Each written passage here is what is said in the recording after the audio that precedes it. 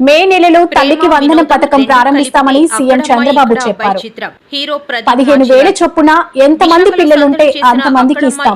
పాఠశాలలు తెరిచేలోగా ఈ పథకం కింద ఆర్థిక సాయం అందిస్తామని అన్నారు. హీరో ప్రదీప్ యాంకర్ గా తెలుగు ప్రేక్షకుల్లో మంచి ఫ్యాన్ ఫాలోయింగ్, పాపులారిటీ తెచ్చుకున్న ప్రదీప్ మాచిరాజు హీరోగా నటిస్తున్న చిత్రం అక్కడమ్మాయి ఇక్కడ అబ్బాయి. దీపిక కథానాయిక, దర్శక ద్వయం నితిన్ భరత్ దీనిని తెరకెక్కిస్తున్నారు.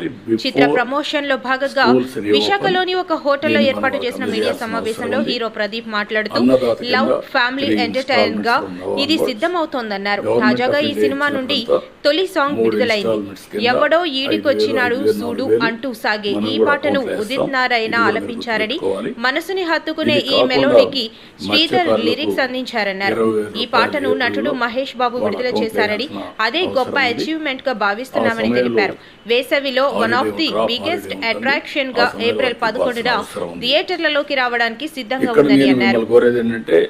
ఇవి మనం చేసిన పనులు, ఇంకా చేయబోయే పనులు ఎప్పటికప్పుడు మీకు వెల్ఫేర్ విషయంలో గానీ, డెవలప్మెంట్ విషయంలో గానీ చాలా నిర్దిష్టమైనటువంటి గైడ్ లైన్స్ ఇవ్వబడతాయి. మీరు కూడా దాన్ని ముందుకు తీసుకుపోవాల్సిన అవసరం ఉంది అన్నారు.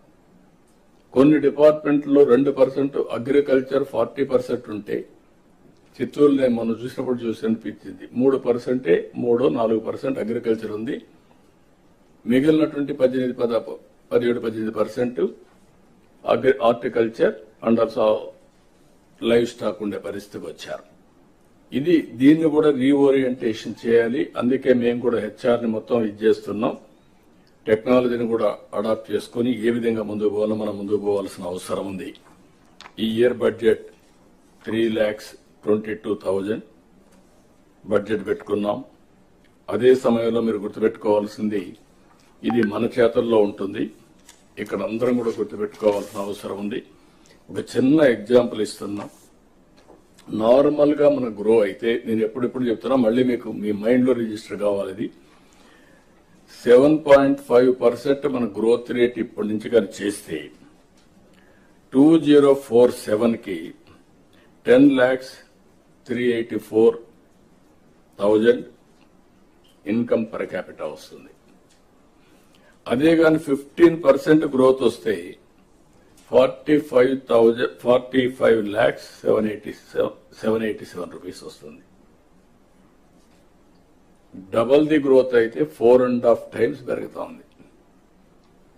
లాంగ్ టర్మ్ లో సిఏజీఆర్ చూసినప్పుడు 10కి 10 లక్షలకి 45 లక్షలకి డిఫరెన్స్ మీరు గుర్తుపెట్టుకోవాలి. తలసరి ఆదాయం అది మన చేతుల్లో ఉంది. Be clear. అందుకని మీరు చూసినప్పుడు 14-19 13.5% గ్రోత్ వచ్చింది. కూటమి ప్రభుత్వం హామీలను గాలికి వదిలేసిందని వైసీపీ ఎంపీ గురుమూర్తి మండిపడ్డారు. రాష్ట్ర వ్యాప్తంగా అన్ని వర్గాల ప్రజలు అసంతృప్తిగా ఉన్నారని, కేంద్రం నుంచి నిధులు రాబట్టడంలో చంద్రబాబు విఫలమయ్యారని నిలదీశారు. ప్రైవేటైజ్ చేస్తాము అని చెప్తున్నా ఏం మాట్లాడట్లేదు. అలా బీహారు, ఉత్తరప్రదేశ్ ఆ రాష్ట్రాలకు కానీ, నార్త్ ఇండియాలో ఉన్నటువంటి ఇతర రాష్ట్రాలకి సింహభాగం నిధుల్ని కేటాయిస్తూ ఆంధ్ర రాష్ట్రానికి మొండి చేయి చూపిస్తున్నా కూడా మాట్లాడే పరిస్థితి లేదు. పార్లమెంట్లో కేవలం తమ ఎంపీల్ని పార్లమెంట్లో వైఎస్ఆర్ కాంగ్రెస్ పార్టీ మీద, అలాగే వైఎస్ఆర్ కాంగ్రెస్ పార్టీ నాయకుల మీద బురద జల్లడానికి మాత్రమే తెలుగుదేశం పార్టీ వాళ్ళ ఎంపీల్ని పార్లమెంట్లో వినియోగిస్తూ ఉంది. అంతే తప్ప రాష్ట్రానికి నిధులు రాబట్టడం కోసమో, రాష్ట్ర అభివృద్ధికి అహర్నిశలు కష్టపడడం కోసమో ఉపయోగించడం లేదని నిన్నటితో ఇంకా క్లియర్గా తేటతెల్లమైంది. నిన్నటికి నిన్న చంద్రబాబు నాయుడు గారు తన పార్టీ ఎంపీ గారైనటువంటి లావు కృష్ణదేవరాయలు గారి ద్వారా లిక్కర్ స్కామ్ రాష్ట్రంలో జరిగిపోయింది, వేల కోట్ల రూపాయలు అవినీతి జరిగిపోయింది అని లేనిపోని మాటలన్నీ కూడా పార్లమెంట్లో మాట్లాడించడం జరిగింది. లేని లిక్కర్ స్కామ్ని సృష్టించి ఏదో ఒకటి హడావిడి చేయాలి, మాట్లాడడానికి ఏదో ఒక టాపిక్ కావాలని మాట్లాడుతున్నారే తప్ప ఇంకొకటి లేదు. మేమైతే సూటిగా ప్రశ్నిస్తాను వైఎస్ఆర్ కాంగ్రెస్ పార్టీ నుంచి. 371 కోట్ల రూపాయలు స్కిల్ స్కామ్లో చంద్రబాబు గారి యొక్క అవినీతి చేశారని ఆధారాలుండి ఇదే కేంద్ర ప్రభుత్వ సంస్థ ఈడీ కూడా ధృవీకరించి, అలాగే ఐటీ ధృవీకరించి దాని ఆధారాలు కూడా ఉన్నాయి. కానీ దీని గురించి మాట్లాడాలి తెలుగుదేశం ఎంపీలు పార్లమెంట్లో. ఒక పక్క ఈడీ ఇచ్చిన సమన్లు, ఇంకొక పక్క కేంద్ర ప్రభుత్వ సంస్థ అయినటువంటి ఐటీ ఇచ్చినటువంటి సమన్స్. వీటి మీద కూడా మాట్లాడాలి, మనం పార్లమెంట్లో చర్చించాలి చర్చకు వస్తే. అలాగే వీటన్నిటికీ మూలం కూడా చంద్రబాబు గారి యొక్క పిఏ శ్రీనివాసరావు గారి ద్వారా జరుగుతున్నాయని గుర్తించి వారికి కూడా నోటీసులు ఇచ్చి దర్యాప్తు చేయాలని ప్రయత్నం చేస్తే దేశం దాటించి కాపాడడం జరిగింది. మళ్ళా కూటమి ప్రభుత్వం వచ్చిన తర్వాత ఆయన్ని ఇదే రాష్ట్రంలోకి తీసుకొచ్చి సస్పెన్షన్లు ఎత్తేసి మళ్ళీ ఆయన ఉద్యోగం పెట్టి మళ్ళీ ఇప్పుడు ఆయన ద్వారా కలెక్ట్ చేసే కార్యక్రమాలు చేస్తూ ఉన్నారు. మరి దీంట్లో ప్రధానంగా ఐటీ స్కామ్లో కానీ స్కిల్స్ ఉద్దాన రైతులు పండించే పంటలకు గిట్టుబాటు ధరలు వచ్చే విధంగా కృషి చేస్తానని, కేంద్ర రాష్ట్ర ప్రభుత్వాల దృష్టికి సమస్యలను తీసుకెళ్లి పరిష్కరిస్తానని పలాస నియోజకవర్గ ఎమ్మెల్యే గౌతు శిరీష అన్నారు.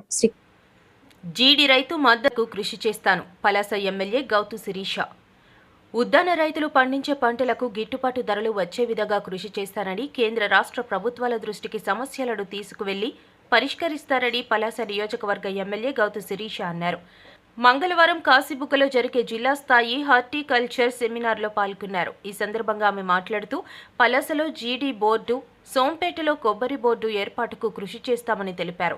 రైతన్నల అభివృద్ధి కోసం ప్రత్యేక ప్రణాళికలు రూపొందిస్తున్నామని తెలిపారు. రైతు సంక్షేమమే ధ్యేయంగా ముఖ్యమంత్రి చంద్రబాబు నాయుడు అహర్నిశలు కృషి చేస్తున్నారన్నారు. ఉద్యానంగా పేర్కొంది. అటు ఇచ్చాపురం, ఇటు పలాస నియోజకవర్గాల్లో జీడి, మామిడి మరియు కొబ్బరి ఎంత రాష్ట్ర మరియు దేశవ్యాప్తంగా ప్రత్యేకతను సంతరించుకుందో మనందరికీ తెలుసు. అయితే కాలం మారుతున్న కొద్దీ కొత్త తెగుళ్ళు, కొత్త అనుమానాలతో ప్రతిసారి కూడా రైతులకి కొంచెం ఇబ్బంది జరుగుతూనే ఉంది.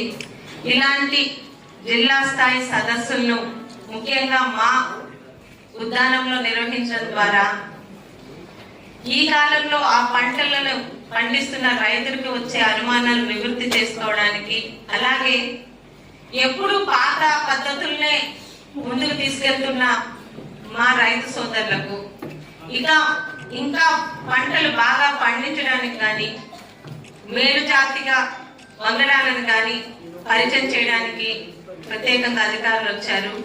ఇలాంటి సదస్సుల్ని దయచేసి ఆ అధికారులు ప్రభుత్వం సలహాతో ఎందుకు పెడుతున్నామో సదస్సుకు వచ్చిన వాళ్ళు పూర్తిగా ఉపయోగించుకోవాలని, వారి తాలూకా విజ్ఞానాన్ని, ఆ టెక్నాలజీని కోరుకుంటూ, మరి మీ శాసనసభ్యురాలుగా, ఉద్దానం ప్రాంత అమ్మాయిగా మీ అందరికీ మాట ఇచ్చినట్టు ఉద్దాన ప్రాంతంలో జీడికి మినిమం సపోర్టింగ్ ప్రైస్ అన్నది ఇక్కడ రైతు సోదరులకి మాట ఇచ్చాము.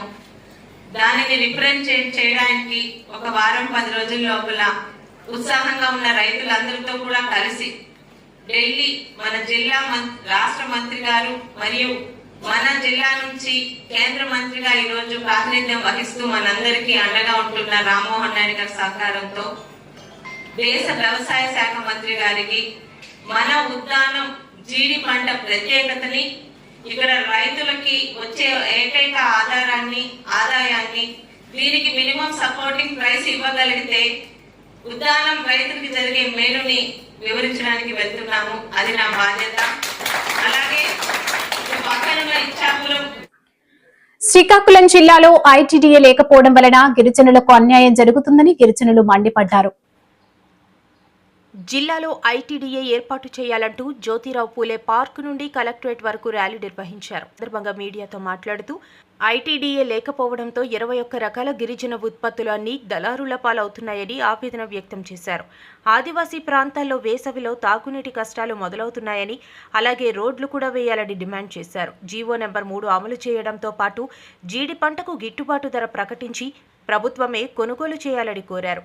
ప్రభుత్వమే గిరిజనుల భూములకు రక్షణ కల్పించాలని అన్నారు. శ్రీకాకుళం జిల్లాలో ఐటీడీఏ ఏర్పాటు చేయకపోతే దశల వారీగా ఉద్యమాన్ని తీవ్రతరం చేస్తామని హెచ్చరించారు. గిరిజనుల తన భూముల్ని ఈవేళ గిరిజనేతరులు తప్పుడు పత్రాలు సృష్టించి ఈవేళ ఏమో దోపిడీ చేసి తీసుకుంటారు. అంతేకాకుండా ఈవేళ గిరిజన జీసీసీ ఏమో గిరిజన ఉత్పత్తులు కొనకపోవడంతో ఈవేళ గిరిజనులు 80 రూపాయలు కేజీ సీపురు ఉంది, ఈవేళ 30 రూపాయలకి 20 రూపాయలకి ఈవేళ అమ్ముకోవాల్సిన దౌర్భాగ్య పరిస్థితి ఏర్పడుతుంది. అందుకోసం గిరిజనులు తీవ్రంగా దోపిడీ చేస్తారు. ఎట్లాంటివి చేస్తే సహించేది లేదని చెప్పి ప్రభుత్వానికి హెచ్చరిక చేస్తారు. అంతేకాదు ఈ రోజు ర్యాలీ ఉద్దేశం అయితే మీరు ఎన్నికల ముందు ఈ జిల్లాలో ఐటీడీఏ కడతామని చెప్పి రాష్ట్ర ప్రభుత్వం ఇచ్చింది. ఎప్పుడు కడతారో మీరు ప్రజలకు చెప్పాలని చెప్పి మేము డిమాండ్ చేస్తాం. లేకపోతే మాత్రం దశల వారీగా పోరాటాన్ని ఉధృతం చేస్తామని చెప్పి హెచ్చరిక జారీ చేస్తున్నాం. నా పేరు కిల్లో సురేంద్ర, ఆదివాసీ గిరిజన సంఘం రాష్ట్ర ప్రధాన కార్యదర్శి. ఈరోజు శ్రీకాకుళం కలెక్టర్ కార్యాలయంలో ఆదివాసులందరూ ఆదివాసీ సమస్యలు పరిష్కారం చేయాలని చెప్పి ఈరోజు ధర్నా కార్యక్రమం చేస్తున్నాం. ఈ ధర్నాలో ప్రధాన డిమాండ్ ఏంటంటే ఈ శ్రీకాకుళం జిల్లాలో ఆదివాసుల కోసం ఐటీడీఏ వెంటనే ఏర్పాటు చేయాలని చెప్పి మేము ఈ సందర్భంగా డిమాండ్ చేస్తున్నాం. ఆ ఐటీడీఏ ఏర్పాటు చేసి ఆదివాసీ సంక్షేమం, విద్య, వైద్యం, ఉపాధి, రోడ్లు, మంచినీరు అన్నీ కూడా ఐటీడీఏ ద్వారా వాళ్ళందరికీ కూడా చూడాలని చెప్పి మేము ఈ సందర్భంగా డిమాండ్ చేయడం అనేది జరుగుతుంది. రెండోది, ఈ ఆదివాసీ గ్రామాలంతా కూడా షెడ్యూల్ ఏరియాలో లేకపోవడం వలన వాళ్ళ భూములు, అడవులంతా కూడా వాళ్ళకి రక్షణ లేకుండా ఉంటుంది. అందుకే అవన్నీ కూడా షెడ్యూల్ ఏరియాలో కలిపి వాళ్ళ అడవులు, భూములు రక్షించాలని చెప్పి మేము ఈ సందర్భంగా డిమాండ్ చేస్తున్నాం. అలాగే ఆదివాసీలందరూ కూడా ఐటీడీఏ, జీసీసీ లేకపోవడం వల్ల ఈ అటవీ ఉత్పత్తులు ఏదైతే ఉన్నాయో సీపురు, చింతపండు, అలాగే జీడి ఇవన్నీ కూడా కొనుగోలు నాదుడే లేదు. అందుకే రైతులంతా కూడా తీవ్ర అన్యాయం గురి అవుతున్నారు, దోపిడీకి గురి అవుతున్నారు. అందుకే ఐటీడీఏ ఏర్పాటు చేసి ఆ అటవీ ఉత్పత్తులంతా కూడా ఐటీడీఏ, జీసీ ద్వారా కొనుగోలు చేసి వాళ్ళందరికీ కూడా గిట్టుబాటు ధర ఇవ్వాలని చెప్పి మేము ఈ సందర్భంగా డిమాండ్ చేస్తున్నాం. అలాగే ఆదివాసీ ప్రాంతం అంతా కూడా ఇప్పుడు ఏసవి వస్తుంది.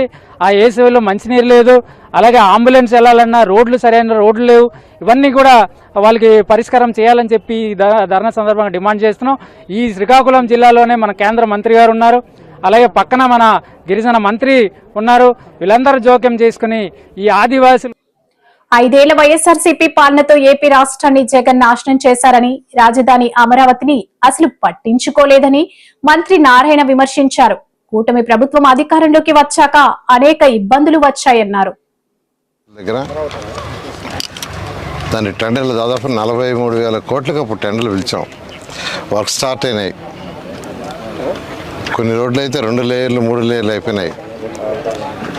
అధికారులకు కావాల్సిన బంగాళాలు కొన్ని అయితే ఆల్మోస్ట్ 90% అయిపోయింది. ఎమ్మెల్యేలు వాళ్ళు, అదేవిధంగా సెక్రటరీసు, ప్రిన్సిపల్ సెక్రటరీసు, మినిస్టర్లు, జడ్జెస్ బంగాళాలు అయితే ఈ విధంగా స్ట్రక్చర్ అయిపోయింది చాలా వరకు. కానీ అవన్నీ కూడా ఆపేయటం, ఈ ప్రభుత్వం వచ్చే లోపల అవన్నీ కూడా ముళ్ళ కంపలు ఉండిపోయినాయి. అంటే ఈ బిల్డింగ్స్ చూడాలంటే ఆ రోజు వేరే పెద్ద బిల్డింగ్స్ టవర్స్ ఎక్కి చూడాల్సి వచ్చింది. టవర్స్ ఎక్కి చూసిన ఆ పెరిగిన ముళ్ళ కంపల వల్ల 5 సంవత్సరాల్లో ఇవి కూడా అవ్వకుండా. అప్పుడు ముఖ్యమంత్రి గారు యాక్చువల్గా విజిట్ చేసి ఒకటే అన్నారు, ఇమ్మీడియట్గా కంప తొలగించేయండి అంటే అప్పటికప్పుడు యాక్చువల్గా టెండర్లు పిలిచి కంప తొలగించిన తర్వాత ఆ బిల్డింగ్లు అంటూ అవ్వడ్డాయి. అయితే ఎలక్షన్స్ ముందు ఏదైతే ఎన్డీఏ ప్రభుత్వం గౌరవనీయ ముఖ్యమంత్రి నారా చంద్రబాబు నాయుడు గారు యాక్చువల్గా ఏదైతే చెప్పారో రాగానే యాక్చువల్గా అమరావతి క్యాపిటల్ సిటీ నిర్మిస్తాం అని దాని ప్రకారం యాక్చువల్గా అడుగులు వేయటం జరిగింది. అయితే అనేక హర్డిల్స్ ఉన్నాయి, 1-2 కాదు. ఎందుకంటే 2014-19 తర్వాత ఈ యొక్క ఎంత వర్క్ జరిగిందో అంతగాని క్లోజ్ చేసేసి ఉంటే కాంట్రాక్టులతో కొద్దిగా ఈజీ అయ్యిండేది. వాళ్ళు క్లోజ్ చేయకుండా అట్టే పెట్టారు. అది క్లోజ్ చేయాలంటే ఫస్ట్ ఐఐటి వాళ్ళని పిలిపించి మెడ్రాసు అండ్ హైదరాబాద్ వాళ్ళని వాళ్ళ దగ్గర ఫస్ట్ స్ట్రెంత్ చెక్ చేయించాం, బిల్డింగ్ స్ట్రెంత్. వాళ్ళు బిల్డింగ్స్ ఎంతకి సర్టిఫికేట్ ఇచ్చిన తర్వాత ముందుకు మొదలుపెట్టాం. మళ్ళీ ఆ యొక్క కాంట్రాక్టర్స్ ఎవరైతే ఉన్నారో వాళ్ళందరితో కూర్చొని అధికారులు డిస్కస్ చేసి అవి క్లోజ్ చేయాల్సి ఉండే హర్డిల్స్ అవన్నీ కూడా ఓవర్కమ్ అయ్యి దానికి ఒక కమిటీలు వేసుకొని ఆ కమిటీల్లో అవన్నీ చేయటం, అదేవిధంగా రివర్స్ టెండర్ ఒకటి ఉంది దాన్ని చేయటానికి ఇట్లా అసెంబ్లీలోను క్యాబినెట్లోను అవన్నీ డిస్కస్ చేసి లీగల్ ఇష్యూస్ లేకుండా అన్నీ ఓవర్కమ్ జరిగింది. ఆ తర్వాత యాక్చువల్గా టెండర్లని అధికారులు పిలిచారు. ఆల్మోస్ట్ మెజారిటీ వర్క్స్కి ఆల్మోస్ట్ 90% వర్క్స్కి టెండర్లు కంప్లీట్ చేసాం. ఇప్పుడు యాక్చువల్గా ఎవరికైతే టెండర్లు దక్కించుకున్నారో వాళ్ళందరూ యాక్చువల్గా వర్క్ మొదలు పెట్టడానికి వచ్చారు. ఫస్ట్ వాళ్ళు చేసామని క్లీనింగ్ చేసుకుంటున్నారు.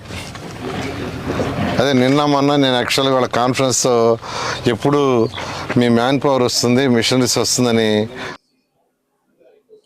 అల్లూరి జిల్లా చింతపల్లి మండలం సాయినగర్ వీధిలో గత కొన్ని నెలలుగా త్రాగునీటితో సమస్యతో బాధపడుతున్నామని సిపిఎం ఆధ్వర్యంలో సాయినగర్ ప్రజలు ఖాళీ బిందెలతో ర్యాలీ చేసి ఎంపీడీఓ ఆఫీస్ ఎదుట బైఠాయించి ఆందోళనకు దిగారు. మోహల్ కుమార్ నా పేరు. సాయినగర్ వీధిలోని వీధిలో కొల వేసారు సార్. కొల వేసిన తర్వాత ఆ కొల నీళ్ళు ఒక్కరోజు రావట్లేదు సార్. రాకుండా 10 రోజులు 20 రోజులు అయిపోతుంది సార్. అప్పుడు దాకా నీళ్ళు లేకుండా మాకు తాగడానికి నీళ్ళు లేవు, తినడానికి తిండి లేకుండా అలా ఉండిపోతున్నాం సార్. ఇప్పుడు నీళ్ళు లేకుండా తిండి ఉన్నా సార్ ఏం చేస్తాం సార్? కూలికాయలు వెళ్తాం, బియ్యం అయితే తెచ్చుకుంటాం, కూరగాయలు తెచ్చుకుంటాం, కానీ నీళ్ళు లేకుండా మంచినీళ్ళు లేకుండా మేము ఎలా తింటాం సార్? మంచినీళ్ళు ఉంటేనే కదా వండుకుంటాం సార్. మేము మంచినీళ్ళు లేకుండా వండుకోలేము కదా. ఆ పరిస్థితి ఉంది మాకు. అలాంటి పరిస్థితి మాది ఇలా ఉంటేనమాట. మీరు ఎప్పటి నుంచి ఇబ్బంది పడుతున్నారు? ఎప్పటి నుంచి? మాకు ఒక 10 రోజులు అవుతుంది సార్ నీళ్ళు రాకుండా. 10 రోజులకు నీళ్ళు లేవు సార్. మాకు నీళ్ళు లేకున్నాం సార్. మేము ఇన్ని బాధలు పడుతున్నాం, ఇన్ని గంటలు పడుతున్నాం అన్నమాట. ఏంటి నీ ప్రాబ్లం?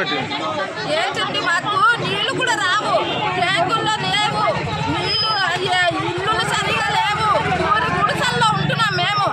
అలాంటి రోడ్డు లేదు, ఒక రేషన్ కార్డులు ఇవ్వరు, ఉపాధి పనులు కార్డులు ఇవ్వరు, ఏమి ఇవ్వరు మాకు. అలాగ ఉంటున్నాం. కాదమ్మా, ఇంటిని కొల చేశారు కదా అక్కడ సాయినగర్ వీధిలో. సాయిబాబా అంటే సాయిబాబా గుడి టెంపుల్ నుంచి ఇలాగ మేము మామూలుగా తవ్వాము. అదే అక్కడ నుంచి ఆటోలు వెళ్తున్నాయి, పెద్ద పెద్ద లారీలు ఇల్లులు కడుతున్నారు కదా, వాళ్ళు గవర్నమెంట్ ఇల్లు ఒకరికి వచ్చింది. అక్కడ నుంచి మెట్లు ఇసుక అన్ని వెళ్తున్నాయి. టాటర్ ఎందుకు ఎక్కదండి? ఎందుకు ఎక్కదు టాటరు? ఎక్కుతుంది. మీకు వీధి కొలాలు పనిచేయట్లేదా? మాకు కొల్లయ్యే లేదు, ఆ వీధికి కొల్లయ్యే లేదు, మాకు కొల్లయ్యే ఇవ్వలేదు. మాకు రోజు 2 రోజులకు ఒక ట్యాంక్ వచ్చినా పట్టుకుంటాం, మా వీధికి సరిపోతాయి. ఎన్ని ఇల్లులు ఉంటాయి? 20 ఇల్లులు ఉంటాయి మాకు.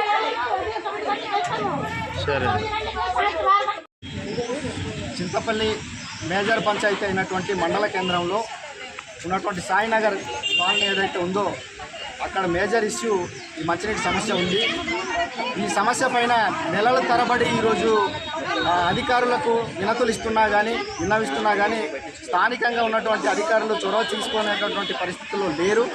కాబట్టి ఈరోజు ఆ సమస్య మీద కూడా ఈరోజు ఇక్కడ మండల ఆఫీసులో ధర్నా అనేది కార్యక్రమం చేపట్టడం జరిగింది.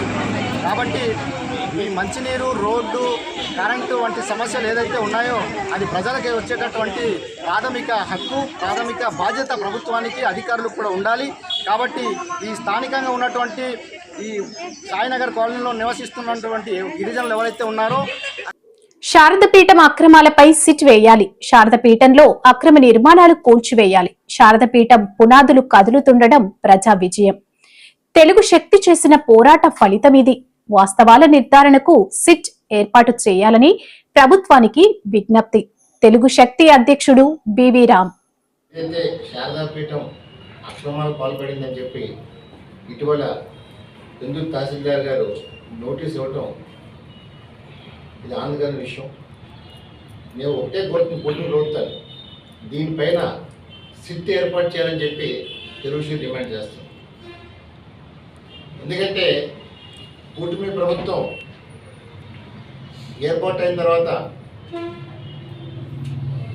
చంద్రబాబు నాయుడు గారు ఈరోజు 300 కోట్లు చేసే సంపద భూమిని స్వాధీనం చేయడం జరిగింది.